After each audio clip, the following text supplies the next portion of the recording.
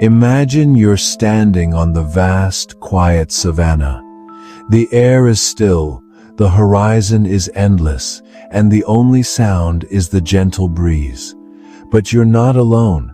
All around you, a silent conversation is happening. A mother is calling to her calf.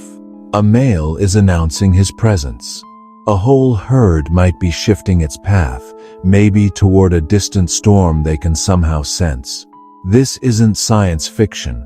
This is the world of elephants, and they're talking across miles of open land, using a secret language that travels not just through the air, but through the very ground beneath your feet. And the most incredible part?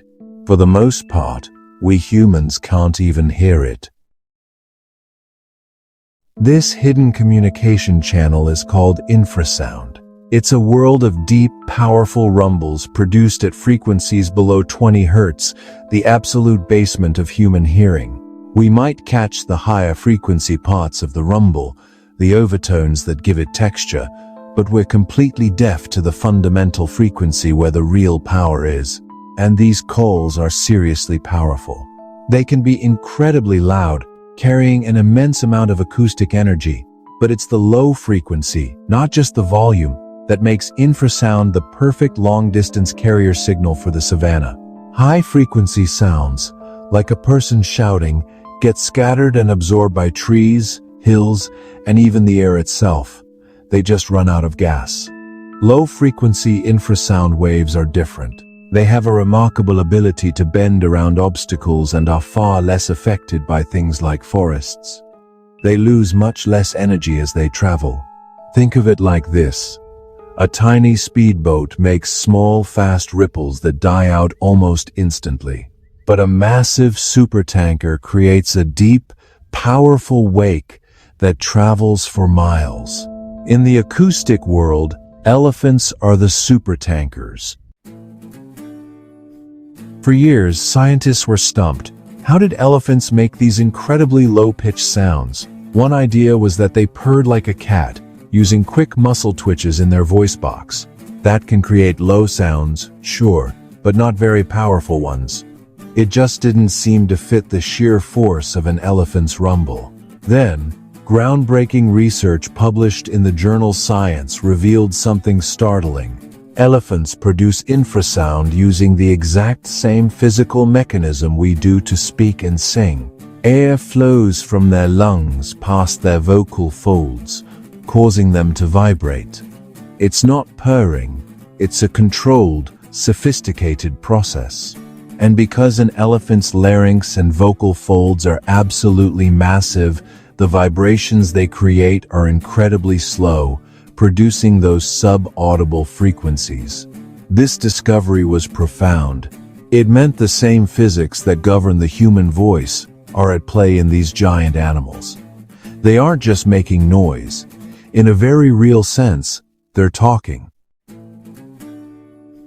So, if elephants are broadcasting these powerful messages, how are they receiving them? The answer is even more clever, involving a two-part system that gives them a kind of surround sound perception of their world. The first pathway is the obvious one. Their enormous ears. They aren't just for cooling off. They are perfectly shaped to scoop up low-frequency sounds traveling through the air. When elephants hear a distant call, they'll often lift and spread their ears, scanning the horizon to lock onto the source. But that's only half the story. The second, and maybe more amazing pathway is through the ground. The same rumble that travels through the air also sends vibrations pulsing through the earth. And elephants are perfectly built to listen with their feet. Their large, fatty footpads are packed with hypersensitive nerve endings called Pacinian corpuscles, which specialize in detecting vibration. Those seismic waves travel up through the bones of their legs and shoulders directly to the middle ear, a process called bone conduction. This gives them a second, independent source of information. It's a huge advantage. If the wind is blowing the wrong way and messing with the airborne sound, the signal traveling through the ground can remain crystal clear. So, What are they actually saying? The messages are as complex and varied as the elephants themselves. Scientists have spent decades decoding this secret language, and they've found a rich tapestry of social chatter that's absolutely essential for survival. One of the most critical signals is the "let's go" rumble.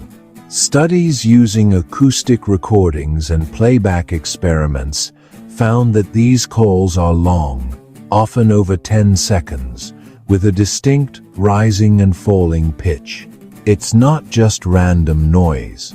It's a specific signal, usually started by a matriarch, to coordinate the whole herd's movement. Reproduction is another hot topic. A female who is ready to mate broadcasts a special call that can travel for miles, acting as a beacon for males across the savanna.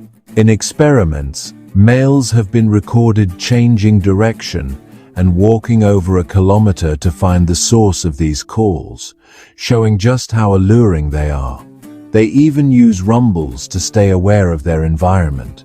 Elephants make a distinct rumble in response to threats like swarms of angry bees. When researchers play back these bee rumbles, other elephants get defensive and retreat, even when no bees are around. And while it's still an area of active research, some scientists have hypothesized that elephants might be able to detect the infrasound from distant thunderstorms, helping them find water during the dry season. They also react strongly to human activity, showing clear avoidance of the combined sounds and ground vibrations from things like vehicles, which they perceive as a major threat. Exactly how far can these messages travel? That's been a huge question for researchers. Early playback experiments confirm that elephants clearly respond to recorded calls from over a mile away. Field observations have tracked rumbles traveling 2.5 miles, 4 kilometers or more. And when you factor in the seismic signal, some models suggest that, under the right soil conditions, those ground-borne vibrations could travel up to 4 miles, 6.4 kilometers. But the theoretical limit might be even bigger. Scientists who have modeled the unique atmospheric conditions on the savanna, especially the temperature inversions that form in the cool evenings, believe an elephant's call could travel 6 miles, 10 kilometers or even more.